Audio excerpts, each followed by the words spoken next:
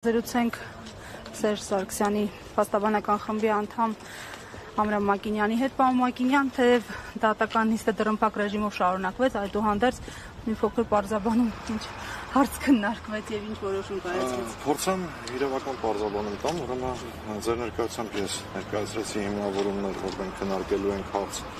որը օրենքով պահպանվում է, հարգելով իմ ներկայացրած միջնորդության հիմնավորումները եւ օրենքը Հայաստանի Հանրապետությունում գործող, այդ մասին ցավոք չեմ կարող խոսել։ Եթե այլ հարցեր կան, խնդրում 30 միլիոն գրավում մնաց անփոփոխ եւ բացակայելու արգելք խափանամիջոցը վերացվեց, պարոն Մակինյան։ Ուրեմն տեսեք, պարոն նախագահի նկատմամբ դուք գիտեք, որ 4 քրեական գործ է քննվում եւ տարբեր քրեական գործերով տարբեր խափանամիջոցներ կան կիրառված։ Ուրեմն այսօրվա ռեժիմը այդ խափանամիջոցները կիրառում է, պահպանում է եւ բոլոր տեսակի անհարմարությունները ստեղծում է պարոն նախագահի համար, այդ մասով հանգիստ եմ։ Ես հանգիստ լինելու խնդիր չունեմ, ես ձեզ հարցնում եմ ներկայացնելու, որ եւս դեռ նիստում եւ ներկայացրեցիք ինչ որոշեցիք։ Դատարանը որոշեց խափանամիջոցը պահպանել։ Հասկանալի։ 30 միլիոն գրավ Ես այդ հարցին պատասխանեցի։ Դա հրապարակման ենթակա է, դեռ նիստում եթե նույնիսկ քննարկվել է որոշման մասը խափանամիջոցի հրապարակման ենթակա է, ինչն է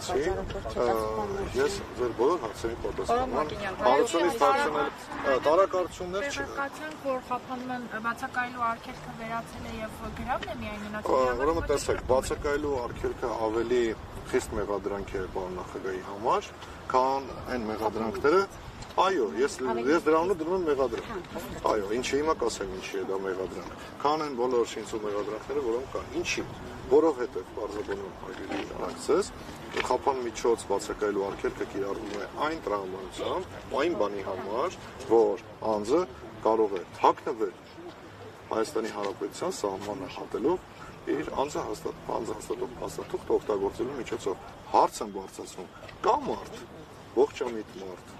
չափահաս, ողջամիտ, մտածող մարդ, որ մտածում է, որ Հանրապետության երրորդ նախագահը ունի այդպիսի մտադրություն, ցանկություն կամ այդպիսին իրագործելու ինչ-որ նպատակ։ Այդպիսի չի կարող լինել, դա բացառված է։ Դուք բոլորդ էլ գիտեք, ես այդպիսի միջնորդություններ ներկայացրել եմ նաև տխրահռչակ դիզելի գործով, աննախագահ լինելով մեղադրել այդ գործով, դատարանի թույլտվությամբ մեկնել է Հայաստանի Հանրապետությունից, աշխատանքային այցերով եւ դատարանի կողմից նշանակված ժամկետին պատշաճ ներկայացել, ինչը դուք փաստեցիք այսօր պարոն նախագահին անձամբ տեսնելով։ Այսինքն թաքնվելու մասին խոսելը դա խելագարության կանխավարկածից բխող խոսույթ է։ Դրա մասին ընդհանրապես խոսել չի կարելի, որովհետեւ դա աբսուրդ է։ Բացակայ խափանամիջոցները ընդհանրապես ինքնանպատակ չեն կիրառվում։ Եվ որպես լրագրողներ ձեզ խնդրում եմ հարցում կատարեք Հայաստանի Հանրապետության իրավասու մարմիններին, քննչական կոմիտե եւ դատարաններ։ Պարզեք թե քանի անձի նկատմամբ բացակայելու արգելք խափանամիջոց կիրառվել։ Դա բացակայելու արգելքը ինքնին բավականին խիստ խափանամիջոց է։ Ու դա ինքնանպատակ շատ դեպքերում առավել եւս պարոն նախագահի դեպքում կիրառվել է։ Դեռ նորից եմ ասում դրա համար ես ասացի, որ դա շատ ծանր մեղադրանք է։ Մեծ ուղղված գործերից քանիսը էլի կայացել, որ բացակայելու արգելք հայտնված խափանամիջոցը հասկանում սրանք սա այն մյուս գործերով էլի կա բացակայելու արգելք։ Ուրեմն դիզելի տխրահռչակ գործով ընդհանրապես կա օրինական ուժի մեջ մտող դատական ակտ, որով խափանամիջոցը վերացվել է։ Որովհետև միացված գործերով